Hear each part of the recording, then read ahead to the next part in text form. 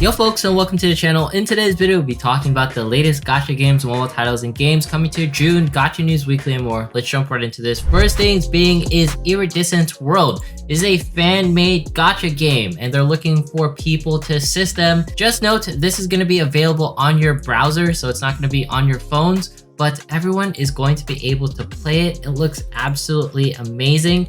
And most of all, this is going to be monetization free. Just look at all these fan-made art. I absolutely love it. Gargura looking absolutely amazing. Huge thank yous to Jolo for sending me this title, having me look at it, because honestly, this might be a fan-made game, but all of this looks absolutely amazing. I never thought I'd get a Hololive game to this caliber, and I can't wait for this one to release. You can pre-register right now, and it's mostly going to be like in betas for a bit, but anything to really talk about more Hololive stuff, I'm all about it. Then we also have Shadow Bride's Gothic RPG. Interesting one. If you look at this character, you compare it to this Illusion Connect waifu right here, they look oddly similar. Yes, Shadow, Gothic Bride, whatever, this thing is actually based off of Illusion Connect devs spinning off their own game. I'm not sure why this is happening, so approach it a little carefully. I don't know what's gonna happen, but there's all sorts of spin-off games constantly occurring. I'm sure it'll be fine. Just wanted to let you know in case you guys were super into this one. It's brought to you by the Illusion Connect people. Then we also have Infinity Souls launching in JP on June 30th. If you want to look at some of the gameplay right here, it reminds me something of Fate Grand Order. Whether you like that or not, that's up to you, but it's going to have more waifus in it, which I think is pretty cool. The UI seems a little bit cluttered in some situations, but overall, I think this is going to be a cool title for folks who want to try out something FGO-esque with more waifus, right? Then we have Seven Knights Revolution, an open world MMORPG set to release July 28th in KR. Just note this is going to be by Netmarble, so monetization can be a little bit iffy. Looks to be an action RPG in some scenarios. Pretty interesting title in case you guys want to check it out. Then we also have Echo Calypse, the Scarlet Covenant, to be available in Southeast Asia. I actually want to do a first impression, so I won't talk about it too much. All I can say is the waifus in this game look absolutely amazing. I can't really wait to cover it. And as far as like gameplay and having fun wise, it's a typical RPG. But the thing that makes it above all else is the waifus that you can collect. They're definitely top tier. I think the art is more consistent than something like Illusion Connect. So look forward to the first impressions when I do release it. Then we have the Irregular at Magical High School Reloaded Memory. That is a mouthful. This is going to be out, I believe, in JP, June 28th. And there's going to be some cool stuff. If you want to look at the gameplay, it's going to have like this 3D turn-based RPG going through it. And I think it's going to be cool for people who love the Irregular Magical series. And you have that brother-sister complex going on because these two are related in some ways, right? Then we have a Black Stella officially launching today. And just note with this one, I want to show screenshots of the gameplay because that's the most important part.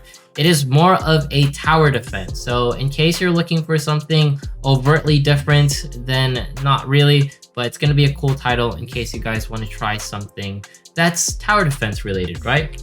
Then we also have Full Metal Alchemist getting its third promotional video. Just a quick reminder with this title in particular, it's going to be releasing in summer for JP. Hopefully it's not going to be IP locked or only set in JP. I think this is going to be one of the quality titles. I'm not entirely sure why the FMA series is getting a reboot of any sort, because there hasn't been any movies or animes, but maybe with this high quality game coming out, there might be something anime oriented releasing.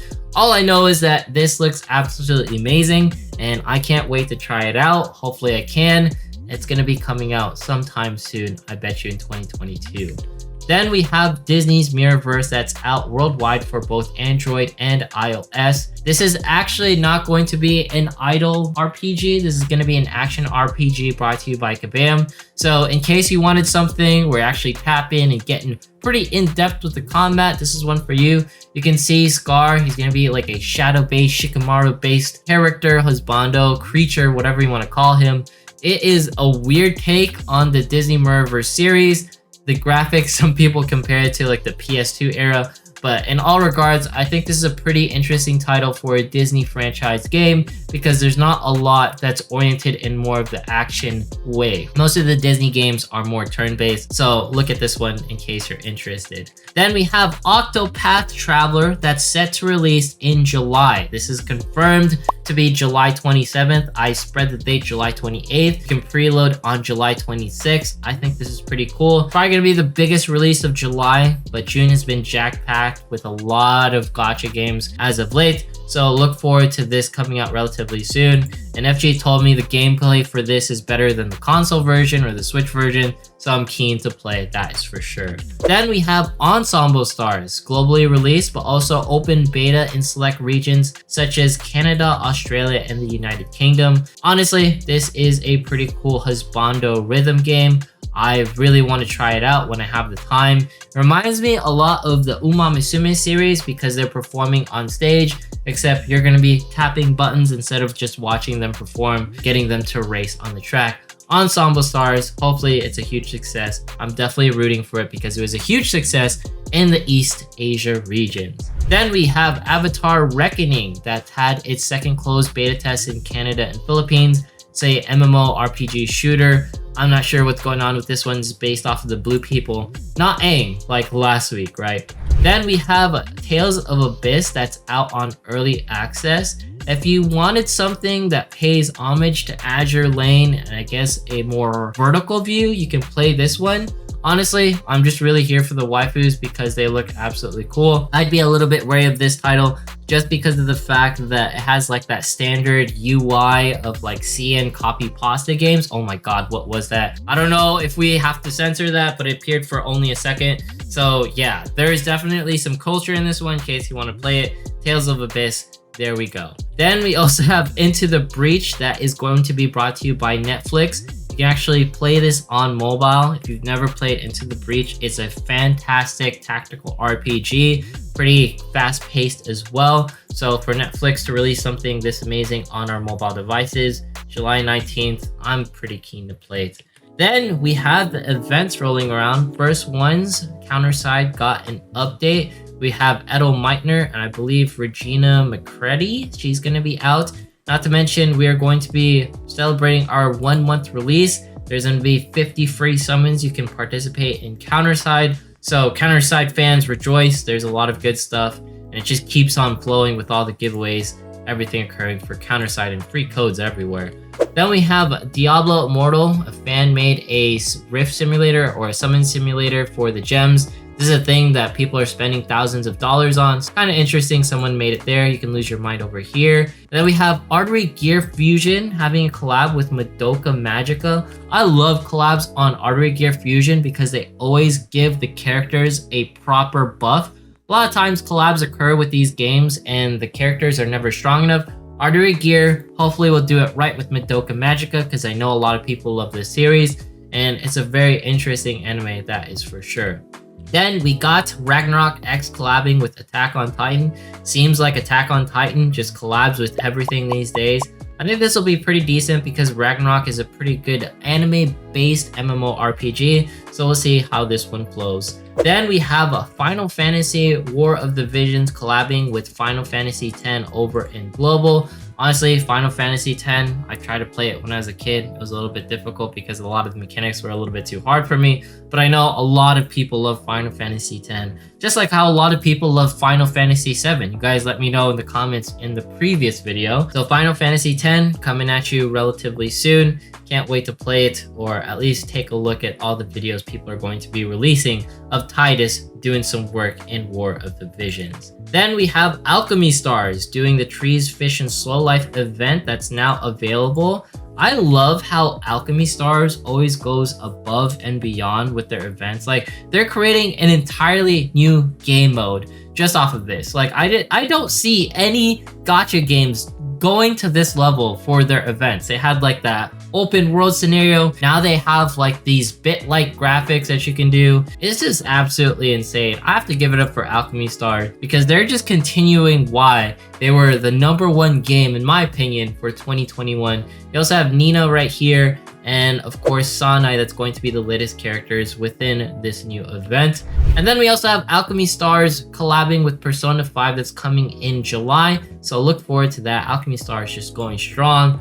And we have Idola Fantasy ending its global service. Just know it's ending August 22nd. That is a little sad, but kind of fated to see because it ended January 12th, 2022.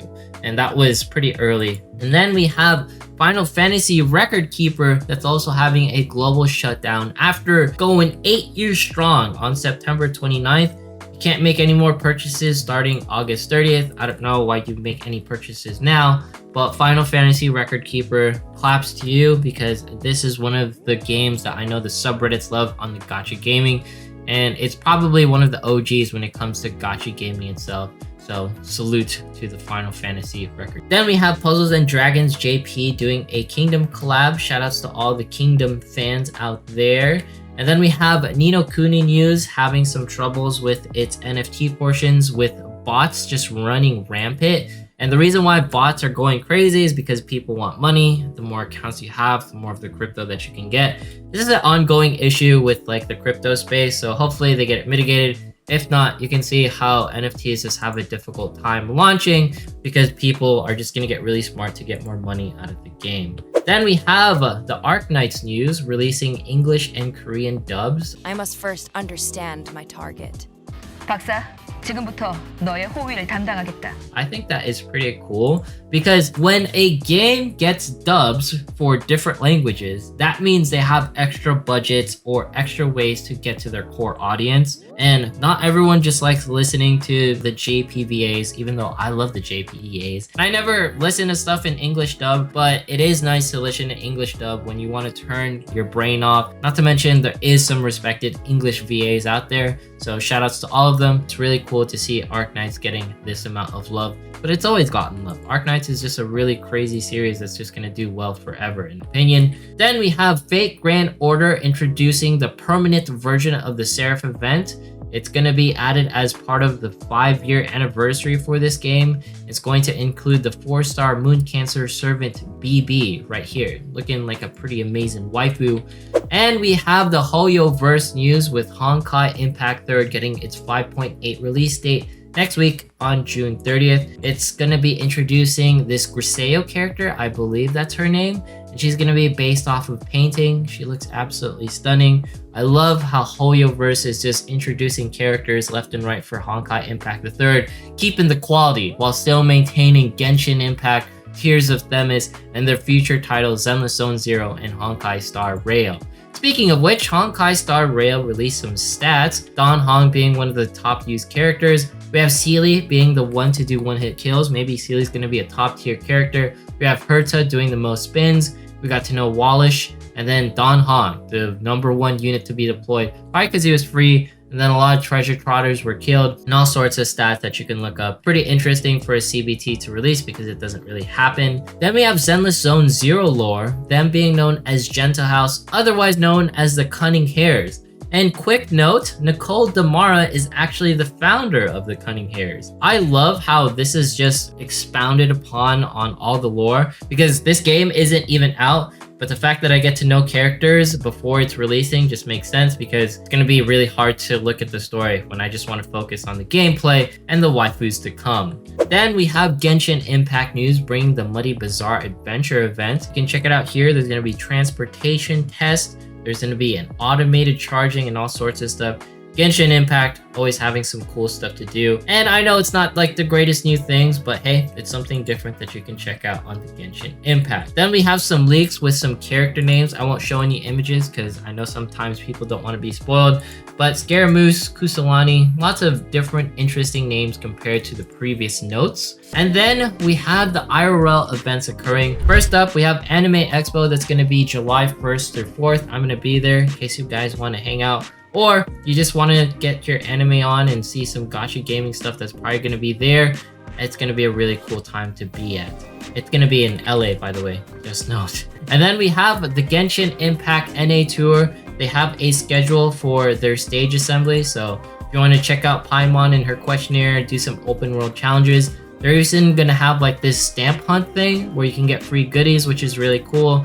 And then there's gonna be some merch on sale at the Anime Expo booth that they're gonna have. And just note their booth number is 606, if I can get that right. I don't know where it's at, but feel free to scan the QR code. Then we have the Hoyoverse unveiling their game lineup for Anime Expo, and that's going to be Honkai Star Rail Genshin Impact Honkai 3rd, and not to mention Tears of Themis, their detective otome husbando game. Pretty cool stuff right there. And we also have Mobile Legends RG Philippines crowned as a Southeast Asia MSC 2022 champion. Shoutouts to all my Filipino Familia families.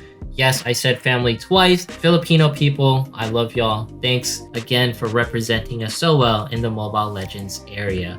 And then we have the Mobile Legends World Championships that has been announced. It's going to be the January 15th of 2023. We'll see our Filipino Familia fighting out with the best, and hopefully they win the championships, because I know the Filipino people are just hard gamers, if you know what I mean. Then we have the upcoming stuff with Tap Tap. There was Umamisume that released in TW. No, actually, it was released in KR, and it did crazy numbers, by the way. It's hugely successful. Bloodline Last Royale Vampire. That's a pretty cool 8-bit like graphical game, idle RPG. Already talked about Black Stella, Disney's Mirrorverse. Fortnite getting some updates. Then Moonlight Blade Mobile debuting. And then we have some other stuff for the month of June. And then we'll roll around on the July upcoming games video. Then we have the Nikke news. This is going to be Ludmila and Alice. Those are going to be the squad introductions. But yeah, if you made it this far in today's video, consider subscribing, dropping a like, leaving a comment. Follow me on Twitch, follow me on Twitter, follow me on Instagram. Once we hit 35,000 subs, we'll be doing a giveaway. I am mostly excited for Iridescent World, the Hololive Fanmade game. I can't wait to play it. Pre-registration is currently occurring. Not the beta parts, just a pre-registration. I want to make that very clear. So if you want to participate in the beta, pre-register, show your hype, because I'm definitely hyped for this one. Thanks so much. Have yourself a fantastic day, and see you guys in the next one.